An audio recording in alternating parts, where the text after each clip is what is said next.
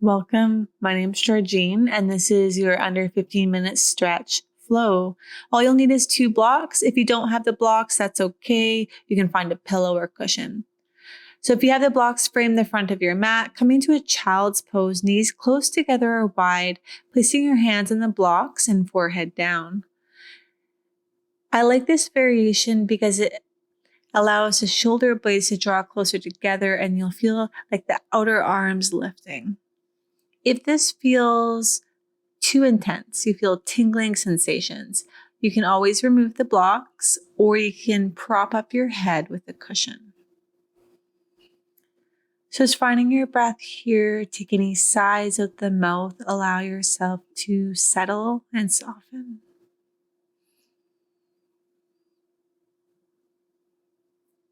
Becoming as active as you'd like through the arms. You can keep a soft bend if you prefer. A few more breaths.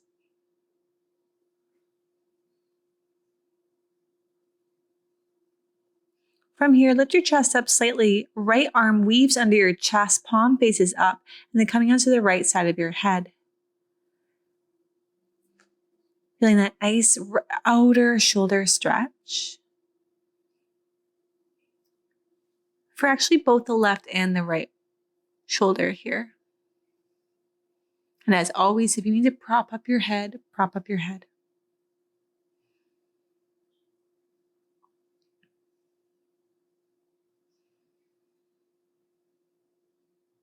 And then slowly unweave the arms, switching sides. Left arm weaves underneath and allow yourself to settle again.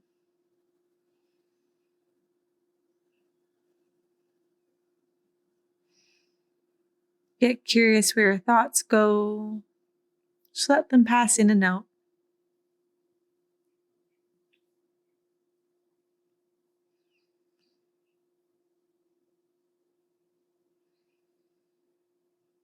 Really feel your ribs and back with your breath here.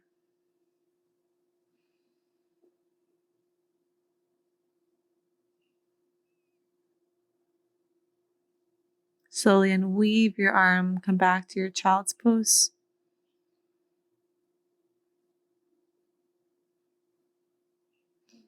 Slowly rippling your way forwards, come to all fours, and then keep your toes untucked. Right hand stays on the block, just move the left block off to the side.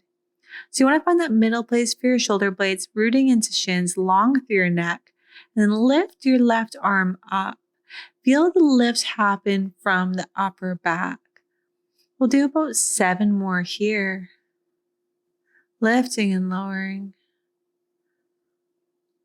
Feel a slight engagement through the core. It will feel bizarre. There'll be a little bit of strength going on. 3 more. Last 2. And last 1.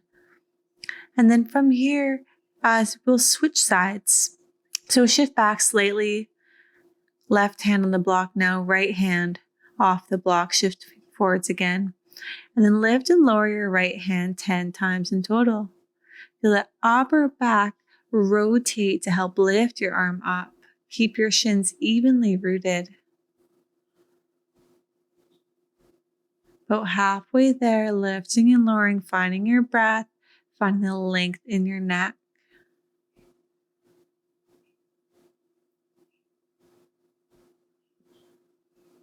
And then after 10, moving both blocks out of the way, shift your hands forward, shift your weight forwards, bend your elbows, come down to your belly. Sphinx pose, prop up onto your forearm, shoulders over elbows, palms up or down, step your feet mat distance wide, and maybe bend your knees connecting your heels. That does put more pressure on the low back though, so if you don't want to bend your knees, keep your shins on the ground. It's up to you where your neck is placed. You can look up, down, or forwards. The intention behind Sphinx pose is to feel a slight compression, a slight pressure through your low back. Find that extension through the spine, that arcing, because that's something we don't do as much throughout the day. We do that flexion, the rounding. So it's nice to counter all of that sitting. Slowly lower your feet down and then grab hold of one of your purple blocks. This is optional. I like to start with it, then you can always remove it if you need. Place it between your hands, and you're going to take that right arm and weave it under your chest, just like earlier, and then place your head on the block. This is layer 1. Layer 2 is pull your left knee up towards your hands, kind of like a crocodile walk. Then option to stay here. Or the final layer will be taking your left hand to your hip and starting to peel your chest towards the ceiling. You can reach your right arm a little further to the left, and then the left arm maybe extends straight. So this is where the block might start to feel cumbersome, and you can always remove the blocks, walk down to a pillow. I kept the block for this one. So this twist focuses more on the upper body versus the lower body, where the twist on the back usually does. This is nice to stretch out through the chest and shoulder and just work with gravity a bit differently.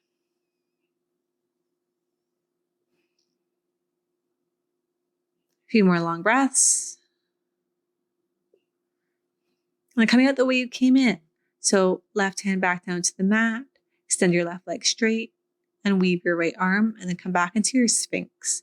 I always like to settle in a symmetrical shape before switching sides.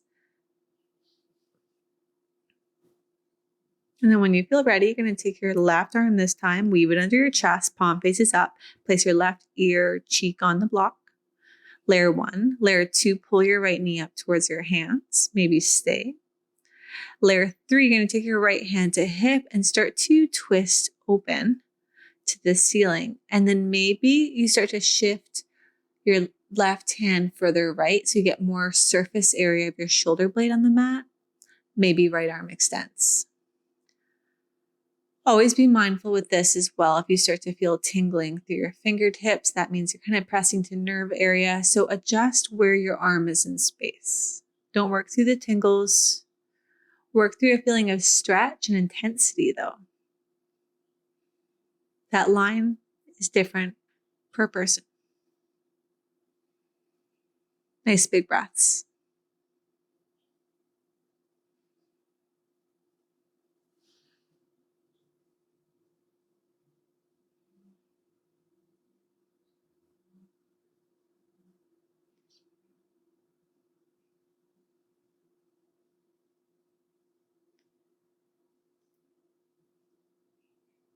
And then slowly coming out the way you came in. So place your right hand down, extend your right leg straight, and weave your left arm, and then come back into the Sphinx shape.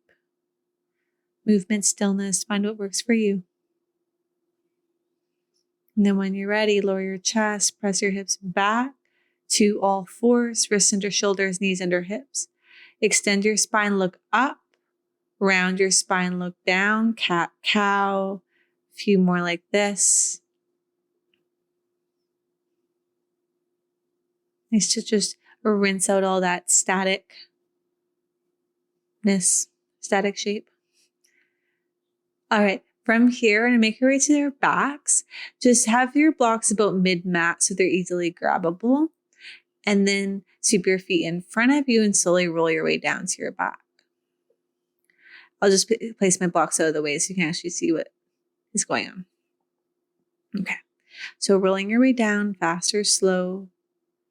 And you have a couple options here. You can either just plant your feet on the mat, hands to belly, or you can hug your knees to chest and find some movement if that feels more appropriate. So continue with a little bit of a strange one, banana asana. So extend your legs out in front of you and step your feet to the right side of your mat. Maybe stay or reach your arms up and over the same direction to the right. If you want a little bit more sensation, you can cross your left ankle on your right.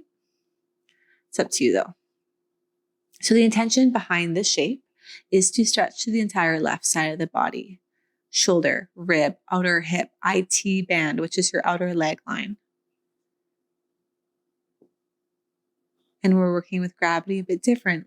Maybe you've done this posture standing, but we're flipping it horizontal instead of vertical, so it changes how it feels in your body. It also gives your muscles the opportunity to disengage. Come back to center, give a little shake out, whatever you need, and switch sides. Both feet step to the left, arms reach up and over to the left, and maybe you cross your right ankle on your left.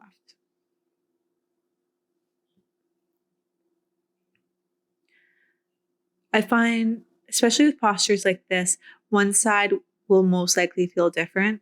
It's always nice to make a mental note of that. And then as you move through your day, begin to be aware of sides that you maybe favor and seeing if you can start to even yourself out a bit more.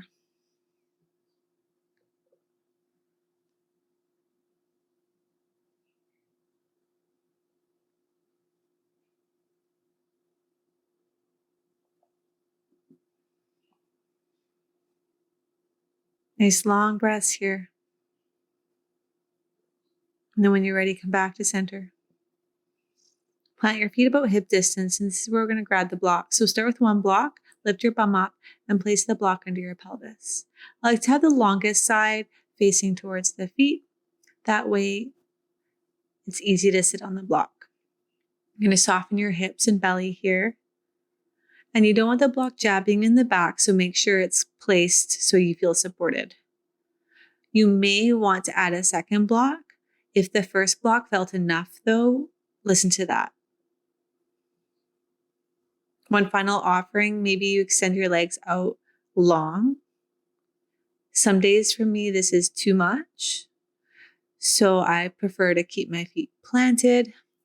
It's up to you.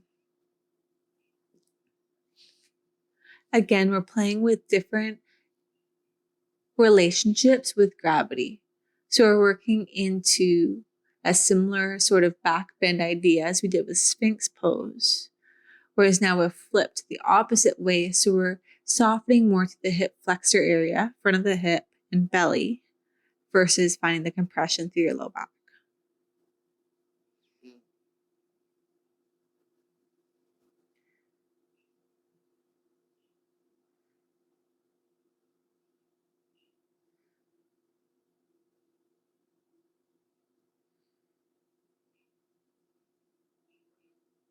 Then take your time coming out the way you came in.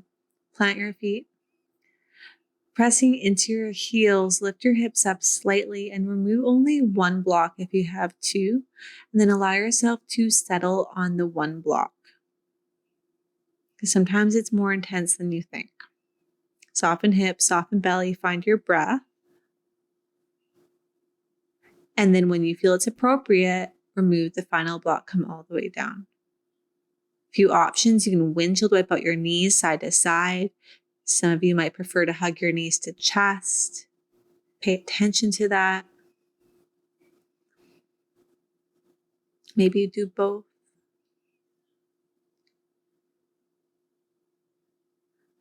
And then when you're ready, in your own way, slowly make your way to a seat. You can roll up, you can press up, whatever you need. And that is your under 15-minute stretch flow. See you next time.